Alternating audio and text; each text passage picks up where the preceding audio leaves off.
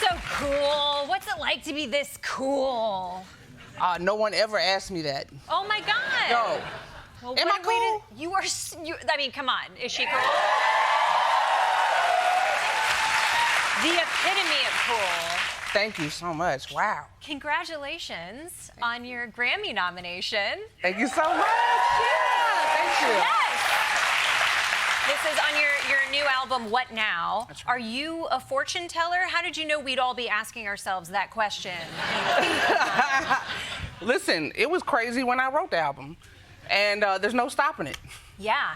Yeah. You wrote the album out of not being able to tour, right? During lockdown? That's right. It was during the pandemic, and I had finished watching Tiger King, and it wasn't like the good part of the pandemic where you're like, oh, I might not have to go to work for like a month, you know? It was like, I got into the dredges of it. We all know about it, you know? And started just having kind of like an existential crisis. Not a crisis, but more just like, well, I got nothing better to do with my time. Let me just like figure out who I am real quick.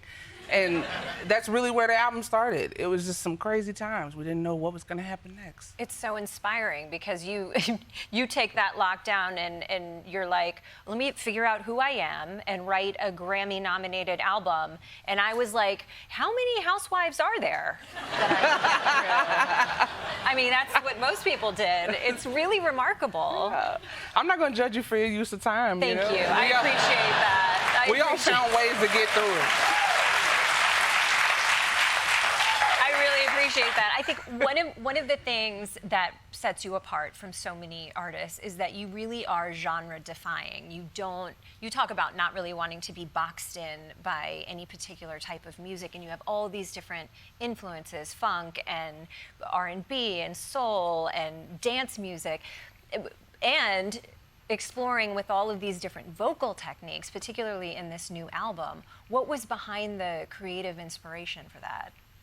I think the creative inspiration was really just who am I now and who do I want to be next? And really taking responsibility of who I become, you know? And creatively, it was just like, you know, what if I made something and it doesn't matter what anyone thinks about it, and it doesn't matter what genre it lies in, and it doesn't have to be necessarily like anything I've done before. And I just like play homage to all of these artists that have come before me, and really connecting my emotions to music. And every emotion's different, and I think they all deserve their own soundtrack. I heard that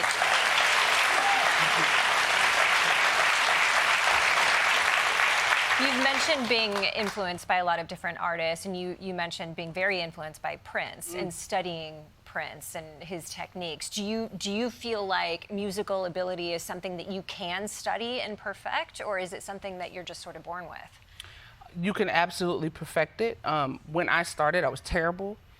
I doubt that. No, it's out there somewhere.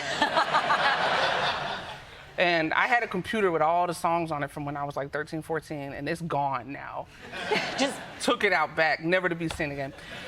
And I had to practice. I feel like the curiosity was there. I think that's the most important element of creativity, is just being curious about, well, what if I did this and what if I did that? And having that spark, and that's what keeps me going.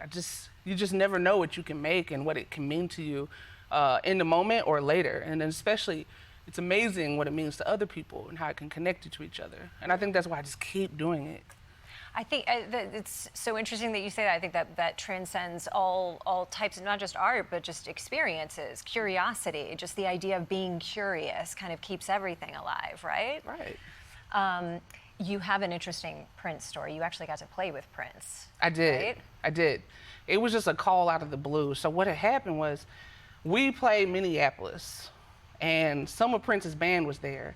And they went back and they were like, yo, this band's great. And so Prince calls my management, not him personally, you know, but somebody Prince adjacent. Sure. Calls my manager and was like, hey, can they show up tomorrow to play Paisley Park?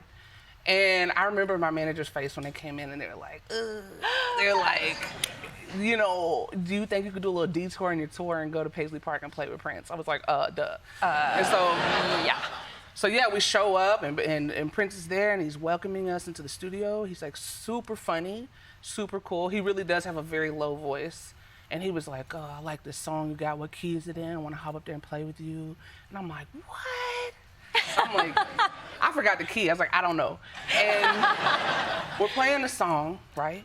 And everybody always has a story about how Prince can like levitate, or Prince can disappear, Prince can, all kinds of crazy stuff, like he's a ghost, an apparition. And I found it to be true. Did he disappear?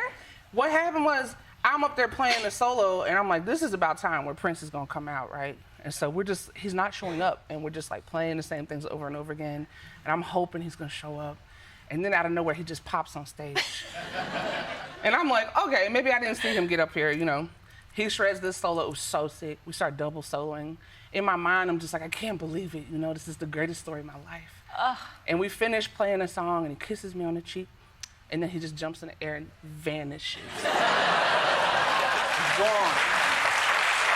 Yeah. And I'm not the only one with that story. That is, what an experience. To have that, you will always be able to look back on the time that you played with Prince and he just vanished into thin air. Yeah. So I can confirm it. I'm one of those people who saw him vanish. Yeah. You're going to perform for us tonight. That's right. Which we're all very excited about.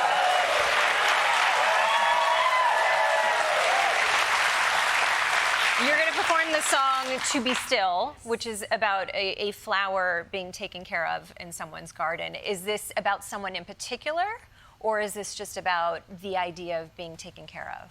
I'm a Libra. I love love. It's my favorite thing on this planet, and it's just a very good thing. And I think love can grow if someone waters it. And so this song was just my imagining of, what if I could quit looking for love and I could stay in one spot and I could blossom and I could put down roots and I could be the greatest thing that I was always meant to be. And this was support of something else, And I just wanted to write a song like that, and it just came to me, and to me it's just my peaceful place, this song. Oh, well, we're so grateful that you're sharing it with us. Thank you for being here. I could talk to you forever, but you have to perform. So What Now is available everywhere.